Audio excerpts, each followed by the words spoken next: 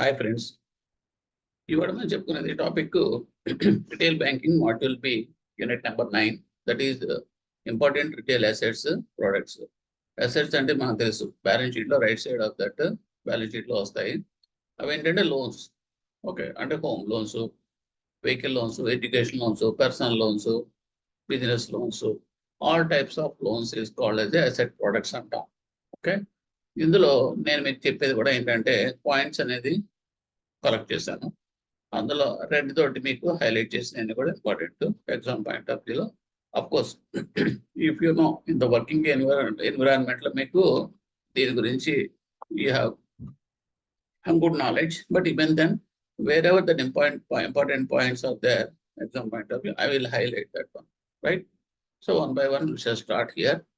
See, first of all, important products offered by banks in retail asset products ఏంటంటే very common popular products ఏంటంటే home loans, education loans, personal loans and other retail loans developed for specific customer segments. Customer segments అంటే ఏమి లేదు, students ఉన్నారు, స్టూడెంట్స్కి కావాల్సిన loan ఏంటంటే education loan. అలాగే శాలరీడ్ పీపుల్ ఉంటారు, వాళ్ళకి నీడ్ ఏంటంటే పర్సనల్ నీడ్స్ ఉంటాయి కాబట్టి పర్సనల్ లోన్స్. అలాగే people who need of this house shelter, the home loans. So అలాగే this is called customer segmentation బట్టి ఆ రెస్పెక్టివ్ ప్రోడక్ట్స్ అనేది మనం మార్కెట్ చేస్తాం. తర్వాత each loan is designed for a specific purpose. Purpose అనేది కంపల్గా ఉంటుంది. ఎప్పుడైతే పర్పస్ ఉంటుందో, దాని అవసరం నీడ్ ఉంటుందో, సో మనం ఏం చేస్తామంటే ప్రతి ప్రోడక్ట్ని కూడా స్ట్రక్చరైజ్ చేస్తాం. స్ట్రక్చరైజ్ చేయడం ఏంటంటే చెక్ లిస్ట్లను తయారు చేస్తాం. దాని ప్రకారం how much amount he will get and what is the rate of interest and what are the eligible norms, everything అన్ని కూడా మీకు హ్యాజల్ ఫ్రీ ఫార్మేట్ లో మనం డిజైన్ చేసి కస్టమర్స్ కి ఆఫర్ చేస్తాం to take care of the needs of the customer. ఈ రకంగా వస్తే సో ఫస్ట్ ఏంటంటే హోమ్ లోన్స్కి వస్తే, హోమ్ లోన్స్ లో దేనికి ఇస్తాం? Home loans purchase and construction, అంటే పర్చేజ్ ఆఫ్ ఎ హౌస్ కానీ, కన్స్ట్రక్షన్ ఆఫ్ ఎ హౌస్ కానీ, లేదంటే flat. Next second one is renovate. Renovation అంటే ఎగ్జిస్టింగ్ హౌస్ ఉంటుంది, సో దాన్ని మనం మార్పులు చేర్పులతోటి మనం రెనోవేట్ చేయవలసింది, అదే చేయవలసి వచ్చిన, లేదంటే ఎక్స్టెన్షన్. ఉన్న ఎగ్జిస్టింగ్ హౌస్కి మనం ఎక్స్టెండ్ చేస్తున్నట్టు 4-5 రూమ్స్ వేసుకోవాల్సి ఉంటుంది, లేదా ఫస్ట్ ఫ్లోర్ వేసుకోవాల్సి వస్తుంది, లేదా సెకండ్ ఫ్లోర్ వేయాల్సి వస్తుంది. అలాగే ఎగ్జిస్టింగ్ హౌస్కి మన రిపేర్స్ లాంటివి ఉన్నాయనుకో, so for all these purposes will extend that home loan product. either it may be a flat or it may be a house, whatever it. Next purchase of A plot. అలాగే ఒక land కొనుక్కొని, కొంతమంది ఏమంటారు వాస్తు ప్రకారం కట్టుకోవాలనుకుంటారు కాబట్టి వాళ్ళకు కూడా there is a provision for home loans. కింద ఎలా వస్తుందంటే సైట్ కొనుక్కుంటారు, సైట్ కొనుక్కొని కన్స్ట్రక్షన్ చేసే అష్యూరెన్స్ తోటి we can give that home loan. Okay, for purchase of this flat house, flat of land. And to acquire household articles. House ఉంది, house ఉన్న తర్వాత హౌస్ హోల్డ్ ఆర్టికల్స్ అంటే ఇంట్లో home theatres, లేకపోతే something dining tables, లేకపోతే ఈ that is cupboards ఉంటాయి, so cupboards, లేదా ఇంకా ఎక్స్ట్రా ఫిట్టింగ్స్ ఏమో కావాల్సి వస్తున్నాయి. So we are all furnishing needs అంటాం. దీని గురించి కూడా డెవలప్మెంట్ ఆఫ్ దట్ హౌస్ కింద కూడా వస్తాయి. So this also will be coming under that home loans. Next for all these things what is the main thing, charge creation ఎలా వస్తుందంటే mortgage కానీ, ఈక్విటబుల్ మార్టిగేజ్ కానీ మనం క్రియేట్ చేస్తాం హోమ్ లోన్స్ లో, కామన్. నెక్స్ట్ రీపేమెంట్కి వస్తే, రీపేమెంట్ అనేది జనరల్గా it is highly flexible, because this is a long term loan. Home loan అనేది మ్యాక్సిమం 30 years దాకా కూడా మనం ఇస్తాం repayment. And depending upon that age, suppose ఎర్లీగా ఎవరైనా సరే 27-30 years లోపల ఉన్న వాళ్ళు ఎవరైనా they want avail that home loans అనుకుంటే, న్యాచురల్గా they will get maximum repayment period of 30 years వస్తుంది. ఎందుకంటే అతను రిటైర్మెంట్ 60 ఎంత ఉంటుంది కాబట్టి there is a span of 30 years. అలాగ అక్కడ చివరికి వచ్చేసారు అనుకోండి, so it will be less than 30 years. So it is maximum 30 years. Next moratorium period is considered by the banks. Okay, including moratorium period అంటే ఏమన్నా హాలిడే పీరియడ్. కన్స్ట్రక్షన్ ఉందనుకోండి, construction మన loan ఇచ్చిన వెంటనే లోన్ తయారైపోదు కదా, it will take some time. So అది ఎలా ఉంటుందంటే మ్యాక్సిమం ఇచ్చాం, మ్యాక్సిమం మారిటోరియం పీరియడ్ 18 months ఇస్తాం, అంటే 1.5 year. 1.5 year అంటే డిపెండింగ్ అపాన్ ద హౌస్ ప్రాజెక్ట్ని బట్టి. పెద్ద హౌస్ అనుకోండి 1.5 year టైం పడుతుంది కన్స్ట్రక్షన్ పూర్తి అవ్వడం. సో అప్పుడు ఏమవుతుందంటే రీపేమెంట్ అనేది జనరల్గా after completion of this moratorium period మనం ఇస్తాం. అంటే మారిటోరియం పీరియడ్లో ఏం జరుగుతుంది అనేది కూడా మీకు ఇంపార్టెంట్. ఎగ్జామ్ ఇంట్రెస్ట్ అనేది ఛార్జ్ అవుతూ ఉంటుంది. ఇంట్రెస్ట్ ప్రతి తీసుకున్న దగ్గర నుంచి తీసుకున్న అమౌంట్కి ఇంట్రెస్ట్ మాత్రం ఆగదు. ఇట్ విల్ ఛార్జ్ అంటే ఇంట్రెస్ట్ క్యాల్కులేట్ అయిపోతూ ఉంటుంది. కానీ ఇది ఏం చేస్తామంటే అది నార్మల్గా మనం ఇచ్చే గైడ్లైన్స్ ఎలా ఇస్తామంటే the person has to pay that interest తీసుకుంటే కనుక బెటర్, పే చేసుకుంటూ వెళ్ళిపోతే కనుక ఈఎంఐ అనేది సెట్ అవుతుంది.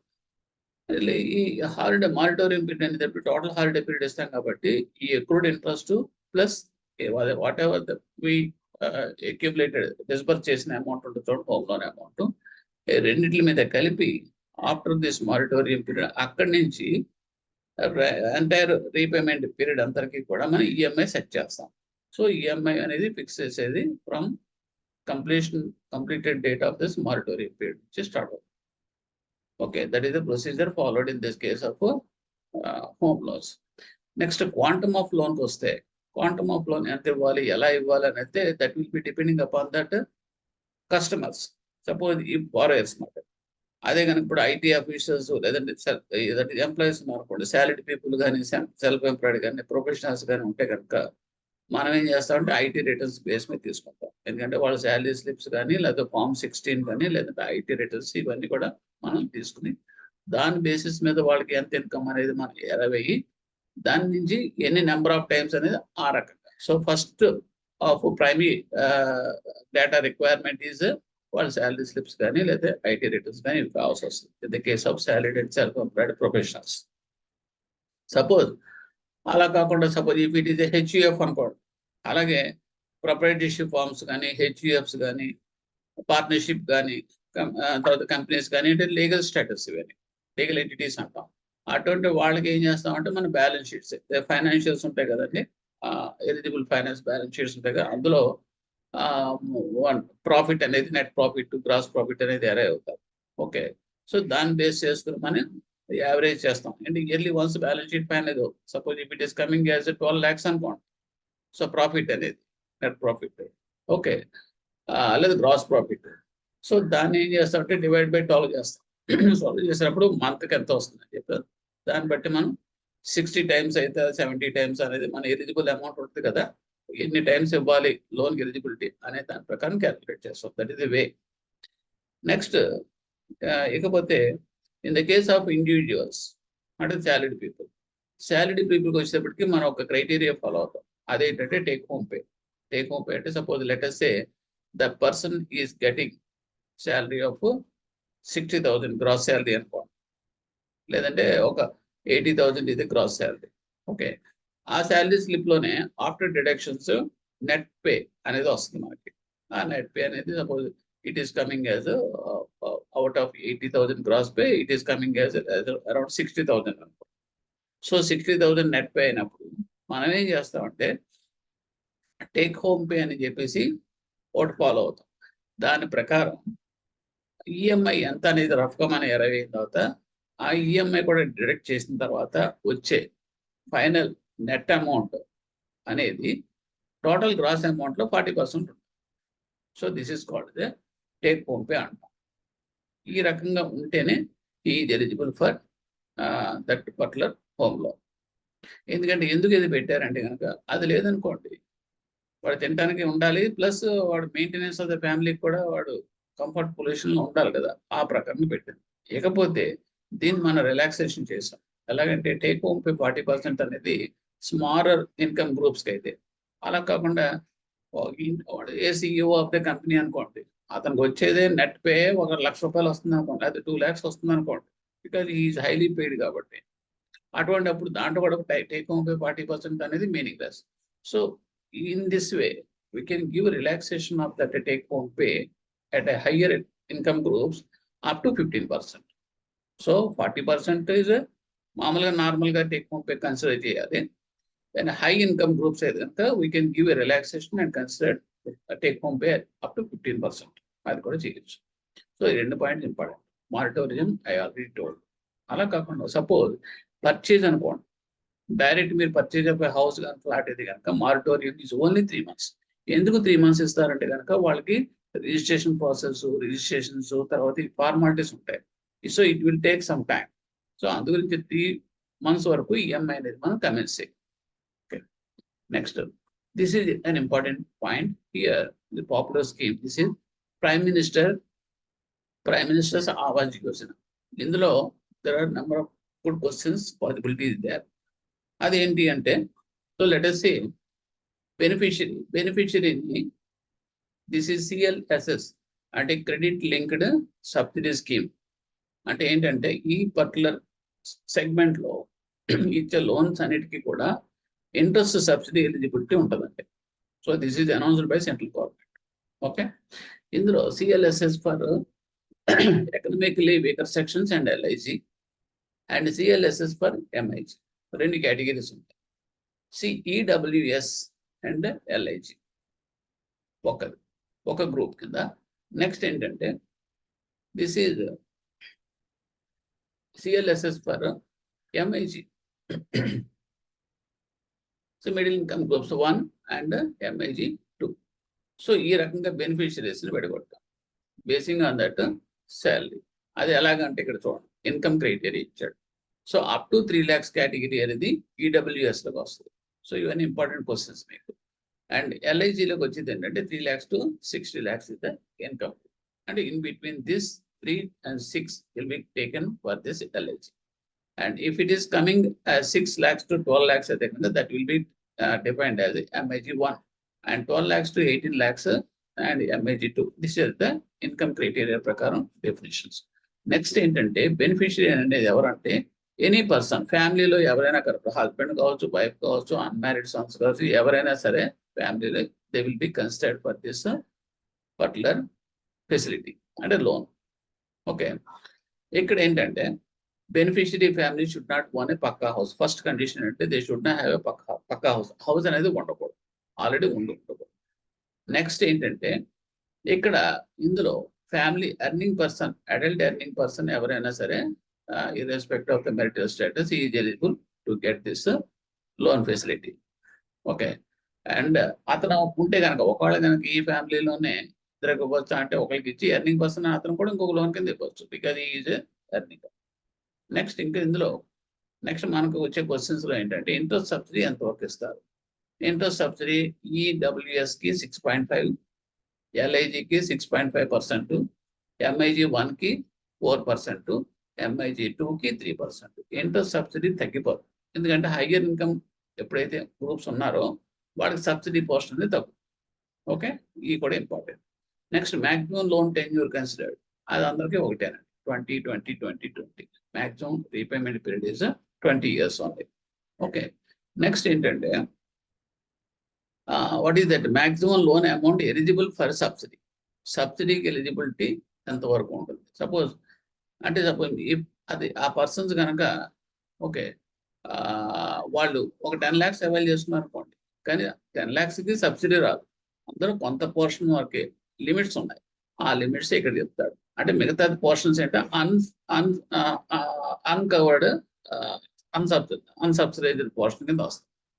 సో ఇక్కడ maximum loan amount eligible for subsidy is EWS అయితే 6 lakhs, LIG కనుక 6 lakhs, and MIG 1 9 lakhs, MIG 2 12 lakhs.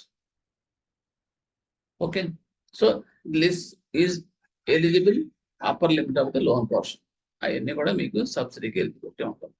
Next ఇంకో కండిషన్ ఏంటంటే కార్పొరేట్ ఏరియా కండిషన్.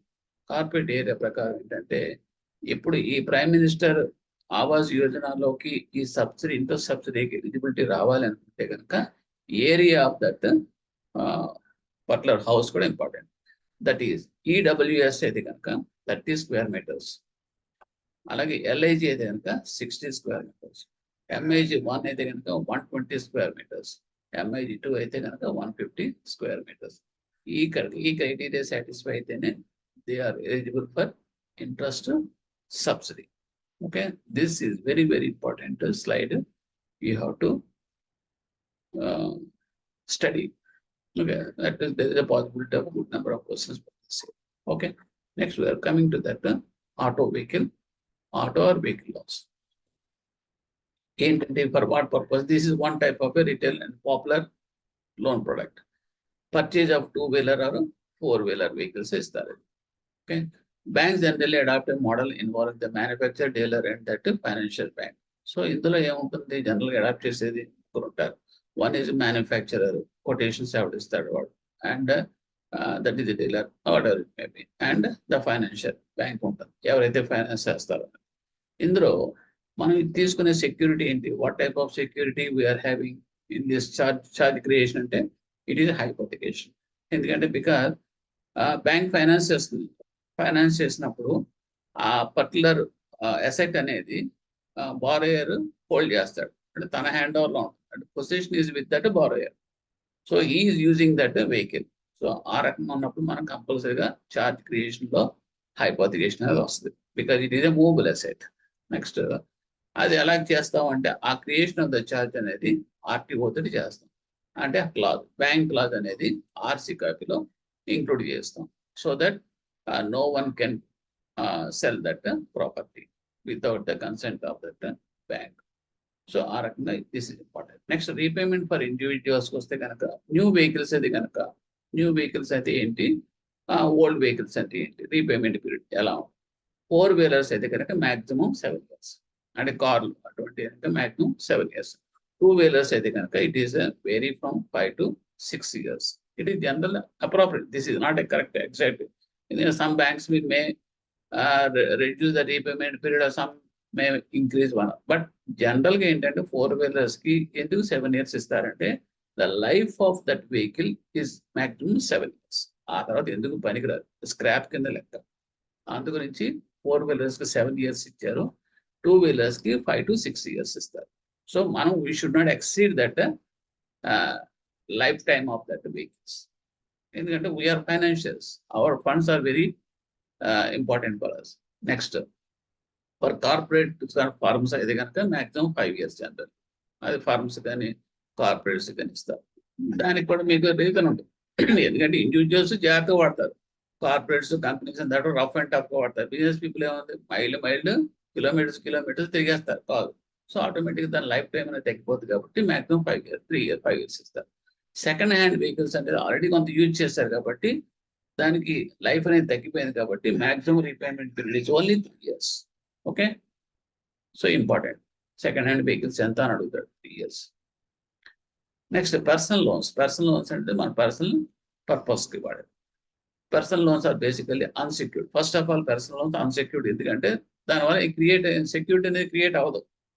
ఎందుకంటే సపోజ్ కార్ ఇచ్చామని, కార్ లోన్ ఇచ్చామంటే కార్ అనేది security, it is an asset. వీడేం చేస్తాడు, తన పర్సనల్ నీడ్స్ వాడుకుంటాడు. వాట్ టైప్ ఆఫ్ నీడ్స్ అంటే చూడండి, మ్యారేజ్ ఎక్స్పెన్సెస్, సెల్ఫ్ చిల్డ్రన్, అలాగే మెడికల్ ఎక్స్పెన్సెస్, అది స్పౌస్ కానీ చిల్డ్రన్ కానీ డిపెండెంట్స్ కానీ, education purpose, repairs, renovation, extension of that house building etcetera. అలాగే పర్చేజ్ ఆఫ్ కన్స్యూమర్ డ్యూరబుల్స్, ఇంట్లో కావాల్సిన డైనింగ్ టేబుల్స్ కానిటువంటి కన్స్యూమర్స్ కొనుక్కోవాలంటే, టీవీలు కొనుక్కోవాలంటే దానికి ఉపయోగించుకోవచ్చు. అలాగే ఏమైనా meeting, social and financial commitments ఉంటాయి. అంటే ఏంటంటే ఎనీ ఫైనల్గా చెప్పేది ఎనీ బోనఫైడ్ పర్పస్, అది ఇంపార్టెంట్. అంతేగాని పర్సనల్ ఇవ్వండి 10 లక్షలు నేను వెళ్ళి హార్స్ రేస్లో పెట్టుకుంటాను, లేదా ప్యాకార్డ్ కప్పులు వాడుకుంటానంటే కుదరదు. అంటే డిక్లరేషన్లో మనం చూపిస్తాం, చెబుతాం it should be unacceptable to the bank, that is called as bona fide nature అంటాం. సో బోనఫైడ్ నేచర్ అంటే మ్యారేజ్, ఎడ్యుకేషన్, మెడికల్ ఇటువంటివి వస్తాయి. Okay, next education loan. This also an important area where number of points are there here. Education loans and education loan is important for empowering youth. It is a human capital అని కూడా అంటాం. It is a hassle-free model education loan scheme. అది ఏంటంటే ఇందులో కూడా ఏమవుతుందంటే it is important to that capital, human capital కాబట్టి. Okay, దీంట్లో లెవరేజ్ ఉంటుంది. అంటే గవర్నమెంట్ ఆఫ్ ఇండియా ఏం చేస్తుందంటే ఐబిఎస్ స్కీమ్ అని చెప్పేసి ఒకటి ఇంట్రడ్యూస్ చేస్తుంది. దీని ప్రకారం అన్నీ కూడా మ్యాక్సిమము లిబరల్గా ఉంటాయి, నామ్స్ అన్ని, టర్మ్స్ అండ్ కండిషన్స్ అన్నీ కూడా. ఆ ప్రకారం ఏం చేస్తుందంటే ఐబిఎస్ స్కీమ్ ఫస్ట్ చూద్దాం. ఇందులో maximum up to 10 lakhs studies in India, ఇండియాలో చేసుకున్న వాళ్ళంతా కూడా టు 10 lakhs మ్యాక్సిమం ఇస్తాం ఇందులో ఐబిఎస్ స్కీమ్లో. Next maximum up to 20 lakhs in the case of students abroad. So students abroad up to 20 lakhs and students in India up to 10 lakhs will be coming under that IBS scheme. అది ఏంటో చూద్దాం. IBS scheme ప్రకారం terms and conditions ఏంటంటే margin అనేది ఉండదు. Up to 4 lakhs nil margin. ప్రతి దానికి margin అనేది ఉంటుందండి. కొంత పోర్షన్ స్టూడెంట్ పెట్టుకోవడం లేదా పేరెంట్ గార్డియన్ పెట్టుకోవడం చేయాలి. బట్ ఇక్కడ ఇన్ దిస్ కేసు 4 lakhs వరకు no margin. Above 4 lakhs studies in India అయితే కనుక మార్జిన్ ఈజ్ 5%. స్టడీస్ అబ్రాడ్ అయితే కనుక 15% ఇస్తే margin. Very important. Next loans up to 7.5 lakhs. అంటే 5 lakhs కన్నా ఎక్కువ వెళ్ళిపోయాం. అబౌవ్ 4 lakhs కి మార్జిన్ ఉంది. And above loans up to 7.5 lakhs అంటే 4 lakhs and above up to 7.5 lakhs కి is eligible for that credit guarantee coverage. Okay.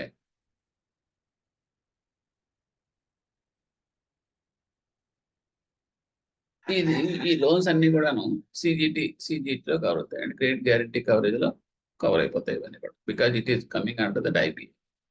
Next సెక్యూరిటీకి వస్తే up to 4 lakhs no security. అంటే 3 categories ఉంటాయండి. Up to 4 lakhs, 4 lakhs to 7.5 lakhs and above 7.5 lakhs. 3 slab systems పెట్టాడు. So సెక్యూరిటీకి వచ్చేటప్పటికి up to 4 lakhs no security. Parents to be joint borrower, because minors కదా, mostly minors ఉంటారు కాబట్టి parent అనేది joint borrower కింద పెడతాం. Okay. Above 4 lakhs up to 7.5 lakhs అది కనుక పేరెంట్ గార్డియన్, పేరెంట్ అనేది జాయింట్ బారోయర్ కింద ఉంటూ okay collateral security in the form third party guarantee అని తీసుకుంటాం. థర్డ్ పార్టీ ఇంకొక టీచరో లేదా ఇంకొక ఎంప్లాయర్ గ్యారంటీ కింద మనం తీసుకుంటాం. ఏది 4 lakhs to 7.5 lakhs. అదే కనుక అబౌవ్ 7.5 lakhs ఎడ్యుకేషన్ లోన్ ఇవ్వాల్సి వచ్చింది అనుకోండి, అప్పుడు ఏం చేస్తాం, పేరెంట్స్ తీసుకుంటాం, జాయింట్ పేరెంట్స్ ని ఈ బారోయర్ తో పాటు స్టూడెంట్ తో పాటు జాయింట్ బారోయర్ కింద తీసుకుంటూ టాంజిబుల్ కొలాటరల్ సెక్యూరిటీ తీసుకుంటాం. సో ఇక్కడ ఏంటంటే థర్డ్ పార్టీ గ్యారంటీ అదొక ఎడిషనల్ సెక్యూరిటీ కింద వస్తుంది. ఓకే. అది కాకుండా టాంజిబుల్ కొలాటరల్ సెక్యూరిటీ అంటే ప్రాపర్టీ తీసుకుంటాం అన్నమాట, ఏ హౌస్ ఇదొకటి. Okay.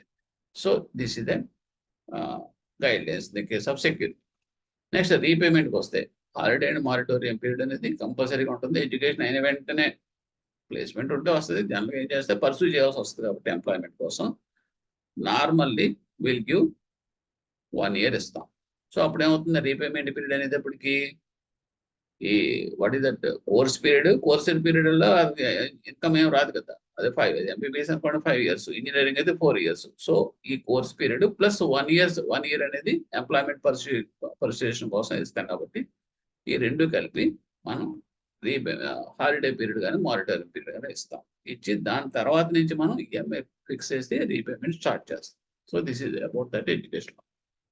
Insurance, it is mandatory to arrange for the life insurance policy for the students of the availing education discretion of the individual banks. Insurance ఎందుకంటే student ఉన్నాడు, student చదువుకుంటున్నాడు, మధ్యలో కనుక ఎంత చనిపోయాడు అనుకోండి స్టూడెంట్, మరి మనం ఇచ్చే హై వాల్యూమ్ అడ్వాన్స్ కదా బ్యాంక్స్ ఇచ్చేది, బ్యాంక్స్ కూడా సెక్యూరిటీ ఉండాలి కదా. అందు గురించి మనం ఏం చేస్తామంటే, ఓకే మీరు అంటారు బిల్డింగ్ తీసుకున్నాం కదండి అంటాం, 7.5 అబౌవ్ బిల్డింగ్ తీసుకున్నాం, ఓకే కరెక్టే. మరి అప్ టు 7.5 lakhs మనం ఏముంది సెక్యూరిటీ అక్కడ, స్టూడెంట్స్ చనిపోయినప్పుడు it is unexpected unforeseen situation. ఇంటెన్షనల్గా అతనే కొట్టట్లేదు కదా, మనిషే లేడు, తీసుకున్న కుర్రాడు లేడు. అటువంటి అప్పుడు ఏం చేస్తారంటే ఇన్సూరెన్స్ కవరేజ్ కింద కంపల్సరీ మ్యాండేట్ చేస్తాం. అప్పుడు ఏమవుతుందంటే ఒకవేళ కనుక స్టూడెంట్ కనుక చనిపోయినప్పుడు ఆ బ్యాలెన్స్ ఎంత ఉందో, out standing balance in that particular loan account, that will be given by that insurance corporation as a form of a insurance coverage. So ఆ రకంగా బ్యాంక్స్ కి సేఫ్ అది రిస్క్ లేనిదే, అలాగే స్టూడెంట్స్ కూడా it is a guaranteed assurance to the family that means student. So this is all about that education loans. These are the good area to get a good number of questions. Next we are coming to that eligible expenses for loan.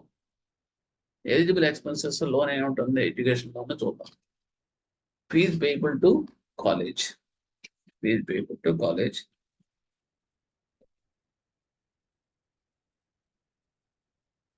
Fees payable to college and fees as approved. College approve చేసిన ప్రకారం reasonable for lodging and boarding. స్టూడెంట్స్కి ఏముంటాయి ఇవే కదండి, college fee ఉంటుంది, తర్వాత lodging boarding ఉంటుంది, అంటే that means hostels. Examination library and lab fee actual ఏమంటే whatever it and travel expenses bus కానీ ఏముందనుకోండి. సో ఈ ఎక్స్పెన్సెస్ పాసింగ్ మనీ అబ్రాడ్, అదే కనుక అబ్రాడ్ అయితే కనుక ఫ్లైట్ వెళ్తాను రావడం, వన్ వే అవుట్వర్డ్ వెళ్ళటానికి ఇవన్నీ ఇవ్వాల్సి వస్తుంది.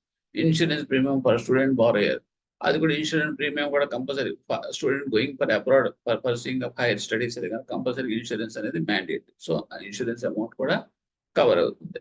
అలాగే కాషన్ డిపాజిట్స్, కొన్ని సెక్యూరిటీ డిపాజిట్స్ తీసుకుంటారు కాలేజ్, అవన్నీ వస్తాయి. అలాగే బిల్డింగ్ ఫండ్స్ రిఫండబుల్ డిపాజిట్స్ ఏమంటే కనుక that will be also covered, but not to exceed 10% of the total tuition fee. అంటే ట్యూషన్ ఫీజు 1 lakh అనుకోండి, 10% of the tuition fee 1 lakh అంటే 10,000. So up to 10,000 it is okay, cost deposits అనేది సరే. So beyond that it will not cover under this eligible expenses. And మిగతా అన్ని కూడా actuals అండి. Examination library fee actuals, college fee actuals, మిగతా అన్ని ఏంటి reasonable lodging and boarding also reasonable అండి. రీజనబుల్ అంటే ఏంటంటే నార్మల్ గా వాడు ఏదో ఏసీ రూమ్స్ అని అంటే ఎవరు ఇస్తారు ఏసీ రూమ్స్, రీజనబుల్ గా రూమ్ కి ఎంత ఉంటుంది, మనకు స్టాండర్డ్ రేట్స్ ఉంటాయి, దాని ప్రకారం దే ఆర్ ఎలిజిబుల్. అలాగే purchase of books, equipment and uniforms కి that is also eligible. And purchase of computer at reasonable cost. So it is a basic need for education కాబట్టి it is also accepted and it will be also covered under the education.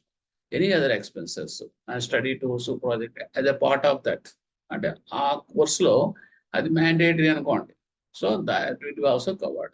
Project works కావచ్చు, tours, study tours కావచ్చు, ఇటువంటి అంటే కనుక అందులో part of the education అయితే that will also covered. So ఏమైనప్పటికీ A+B+C అంటే దట్ మీన్స్ బుక్స్ కి కంప్యూటర్ అన్ని కూడా కవర్ అవుతాయి అవన్నీ కూడా. But realistic assessment may be made by the banks and then fix the maximum 20% of the total tuition fees. Okay, ఇవన్నీ చూసుకుంటూ అవి కూడా నార్మల్ కాలేజీ వాడు వేసినప్పటికీ కూడా మనం తీసేది టోటల్ కాలేజ్ ట్యూషన్ ఫీజు ఎంత అనుకుంటే 1 lakh అనుకోండి. ఈ కేటగిరీస్ లో వచ్చే A+B+C ఈ 3 ఐటమ్స్ కూడా 20% ఆఫ్ దట్ 1 lakh అంటే 20,000 వరకు పర్మిట్ చేస్తాం. ఓకే, అలాగా whatever that fee structure given by that colleges straight away మనం యాక్సెప్ట్ చేయాలి. మనం కొన్ని సీలింగ్స్ పెట్టుకుని with in that ceilings also they will cover those things. ఓకేనండి. So this is calculation part of that, how to arrive that eligible expenses for a loan in the case of education loan, right. Next, banks process and sanction retail loans in 2 different ways. Retail loans మనం sanction చేసేటప్పుడు bank ఎలా చేస్తాయి, 2 రకాలుగా చేస్తాయండి. ఇది important. Stand alone basis, centralized. Stand alone basis అంటే ఏంటంటే simple గా బ్రాంచ్ లోనే అంటే 1-to-1 బారోయర్ మన దగ్గరికి వస్తాడు. అది ఏ లోన్ అయినా కావచ్చు, ఎడ్యుకేషన్ లోన్ కావచ్చు, హోమ్ లోన్ కావచ్చు, వెహికల్ లోన్ కావచ్చు. పేరెంట్ డైరెక్ట్ గా బ్రాంచ్ లోకి వస్తాడు. బ్రాంచ్ లో తనకు కావాల్సిన పేపర్లను ఇస్తాడు. హోమ్ మేనేజరు కస్టమర్ తోటి ఇంటరాక్ట్ అవుతాడు. So what ever his requirement he will fulfil by giving a sanction. So this is called as stand alone basis అంట. సెంట్రలైజ్డ్ మోడల్ అనేటప్పటికి ఏమవుతుందంటే పేపర్స్ అన్ని పంపించేస్తాం ఒక పర్టికులర్ ఏరియాకి, అంటే it is going out from the branch. Okay, so ఇక్కడ ఏమవుతుంది, మీకు ఆ శాంక్షన్ చేసే వాళ్ళతోటి బారోయర్తో సంబంధం ఉంటుంది. ఆ పేపర్స్ బేస్ చేసుకునే వాళ్ళు అన్ని కరెక్ట్గా ఉంటే కనుక they will sanction. So this is called as centralized model. Because through retail అక్కడ ఏంటంటే retail loan processing hubs, centers ఉంటాయి, అక్కడికి వెళ్ళిపోతాయి, అక్కడ జరుగుతుంది processing. So each model has its own advantages as well as disadvantages definite గా ఉంటాయి. అవి ఏంటి అంటే సింపుల్ గా మనమైనా చెప్పుకోవచ్చు అనుకోండి. Let me finish this one. In the branch model personal touch is more. అంతే కదా, బ్రాంచ్కి వచ్చినప్పుడు బ్రాంచ్ తో మాట్లాడతాం, అతని యొక్క వే ఆఫ్ డీలింగ్స్ అన్ని చూస్తాం, అబ్జర్వ్ చేస్తాం, కట్టగడతాం, మంచితనం ఇవన్నీ కూడా తెలుస్తాయి మనకి. What are the history of his previous history of the banking transactions ఇవన్నీ మనం చూస్తాము. ఎంక్వైరీలు తేల్తాం మనకి. అదే కనుక సెంట్రలైజ్ మోడల్ కూడా మన పేపర్స్ చూసుకుని అక్కడ ప్రొఫెషనల్ అప్రోచ్ లో మనం వెళ్ళిపోతాం. పేపర్లు పంపిస్తాం, సింపుల్ గా ఏం చేస్తాడు, అక్కడ లాయర్, అడ్వకేట్, ఇంజనీర్స్ వీళ్ళందరూ ఉంటారు. అన్ని ఎవరి పనులు చేసేస్తూ ఉంటారు. ఇచ్చిన డాక్యుమెంట్ కరెక్ట్ గా ఉన్నారో చెక్ చేస్తారు. కన్సర్న్ అతను శాంక్షన్ ఇవ్వాలా మానాలనేది ఎస్ఆర్ నో తేల్చి పడేస్తారు. సో అక్కడ ఏమవుతుందంటే there is no interaction with that borrower. Stand alone model ఇక్కడ చెప్తాం. స్టాండ్ అలోన్ మోడల్ ఏమవుతుందంటే retail loan processing refers to the processing of retail independent at the branch level based on the discretionary powers. ఇక్కడ కొంచెం manager ఏం చేస్తాడు, మంచోడు అనుకుంటే కనుక one is own description. Centralized మోడల్లో డిస్క్రిప్షన్ అనేది ఉండదు. అన్ని కరెక్ట్గా ఉంటే శాంక్షన్ అవుతుంది, లేదంటే rejected. Okay, bank adapted different centralized models for processing of that loans, centralized model. Okay, ఇందులో ఏముందో చూద్దాం. Some of the banks give to these centralized retail loans process centers ఏంటంటే, that means retail loan factory, retail loan hub, retail loan processing centers, retail assets processing centers, retail loan branches. So retail loan, what is that factory? What is meant by retail loan factory అంటే, so here these all important points. ఇక్కడ అంటే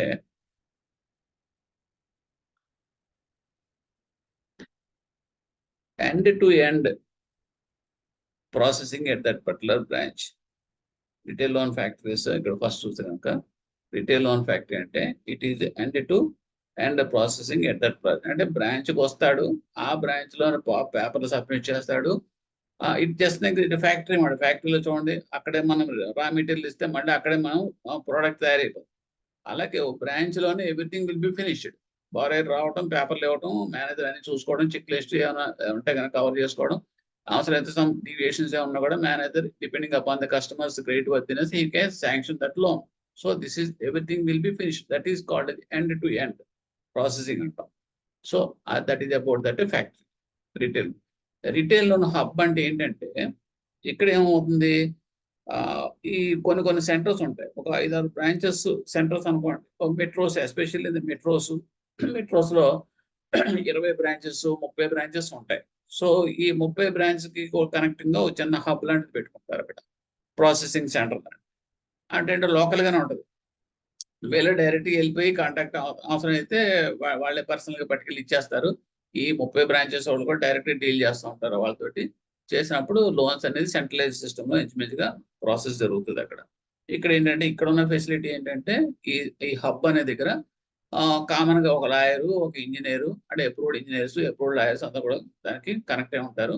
మన loans ఎప్పుడైతే మన files అయినా పంపించేస్తాం, వాళ్ళంతా కూడా verify చేసి, ప్రాసెస్ చేసి, ఏమైనా సంథింగ్ ఎనీ నీడ్ ఏమైనా ఉంటే కనుక ఆ మేనేజర్తో కాంటాక్ట్ చేసి they will give the sanctions. So ఇక్కడ ఏమవుతుందంటే, దీనివల్ల వాట్ ఈస్ ద ప్రాసెసింగ్ అనేది ఫాస్ట్ అవుతుంది హబ్లో. ఎందుకంటే వాళ్ళకి ఇంకా డీలింగ్ చేస్తాం కదా, బ్రాంచెస్ అనేటప్పటికీ ఈ లోన్స్తో పాటు ఇంకా వేరే చాలా ఉంటాయి, లాకర్స్ ఉంటాయి, చెక్ కలెక్షన్ ఇవన్నీ ఉంటాయి. ఈ ఎంజాయడం నుంచి లేకుండా ఫ్రీగా ఉంటుంది. Only exclusively for that purpose only these offices will function. So fast వస్తుంది. అలాగే ఇక్కడికి వెళ్ళేటప్పటికి రిటైల్ లోన్ ప్రాసెసింగ్ సెంటర్స్ అంటే దట్ ఈస్ ఇంకా సెంట్రలైజ్డ్ సిస్టమ్. సెంట్రలైజ్ సిస్టమ్ అంటే ఆన్లైన్ ప్రాసెసింగ్ సెంటర్ అనమాట. ఇక్కడ ఏం చేస్తారంటే, డైరెక్ట్గా సిస్టమ్ను కొట్టేస్తారు. కొట్టేసిన తర్వాత దానికి సంబంధించిన పేపర్స్ అన్ని కూడాను అప్లోడ్ చేయడం లేదా పంపించడం చేస్తారు. సో సెంట్రల్ సిస్టమ్ ఎక్కడైనా కావచ్చు. అదే with in that area 100 kilometers అంటే ఏం లేదు. That may be in state capital కావచ్చు, లేక ఇంకెక్కడైనా కావచ్చు. సో అక్కడికి వెళ్తాయి, వేరే జోనల్ ఆఫీస్ కావచ్చు, లేదా అక్కడ మీకు శాంక్షన్స్ అవుతాయి.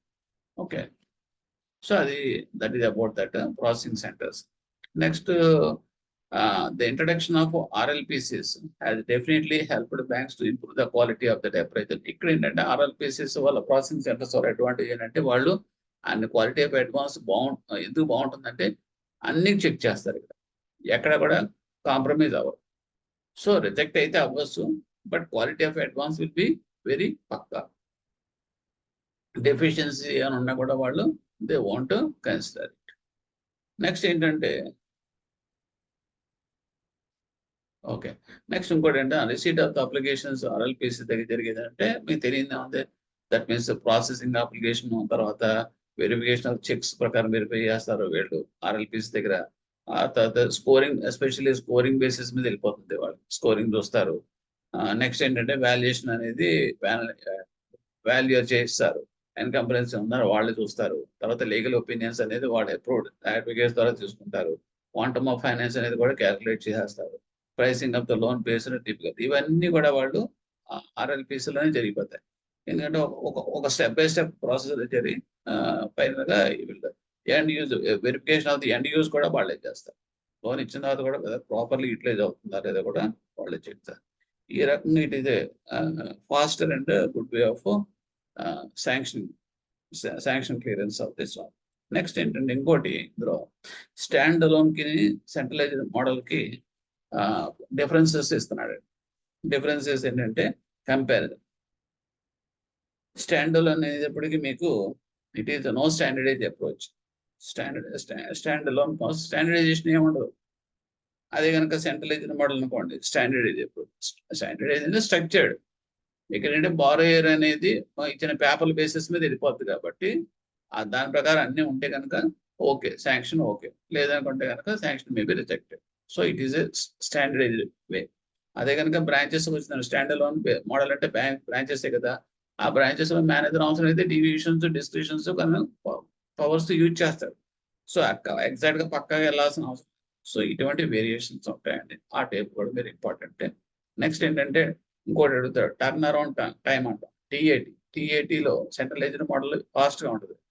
అదే కనుక సెంట్రలైజ్డ్ మోడల్లో ఏమవుతుందంటే ప్రాసెసింగ్ అనేది యూనిఫార్మ్ గా ఫిక్స్డ్గా వెళ్ళిపోతుంది. ఎందుకంటే వాళ్ళ పనే అది కాబట్టి. అదే కనుక స్టాండ్ అలోన్ మోడల్కి వచ్చేటప్పటికి టీఏటీ అనేది టర్న్ అరౌండ్ టైం అనేది మారుతుంది. బికాజ్ బ్రాంచెస్ అదొక్కటే కాదు కదా, వేరే అసైన్మెంట్ ఆడిట్ జరుగుతుంది అనుకోండి, ఇన్స్పెక్షన్ జరుగుతుంది అనుకోండి, అది పక్కన పెడతారు. సో ఈ రకంగా అవుతుంది, there may be some delay and TAT also will be changed. Okay. And compliance వచ్చేటప్పటికి కాంప్లైన్స్ లో కూడా ఏమవుతుందంటే appraisal norms based on the customer profile మీద డిపెండ్ అవుతాయి. ఎక్కడ స్టాండ్ అలోన్ మేనేజర్ శాంక్షన్ చేస్తారు కాబట్టి అతనికి మంచి డిపాజిట్స్ ఉండి, మంచి బిజినెస్ ఉండి, మంచి నెట్వర్క్ ఉందనుకోండి, మేనేజర్ సమ్ డీవియేషన్ తోటి ఆ ప్రొఫైల్ బేస్డ్ మీద శాంక్షన్ చేస్తారు. కానీ ఇతని గురించి హిస్టరీ అనేది సెంట్రలైజ్ సిస్టమ్ లో తెలియదు కదా, ప్రాసెసింగ్ సెంటర్ లో వాడు ఎటువంటి వాడో తెలియదు కాబట్టి there no contact with the borrower కాబట్టి వాళ్ళ పేపర్స్ ప్రకారం వాళ్ళు ప్రొఫెషనల్స్ గా చేసి పడేస్తారు. సో ఈ రకమైన అడ్వాంటేజెస్, డిసడ్వాంటేజెస్ అనేది ఉంటాయండి. So with this portion is very important. Okay, thank you.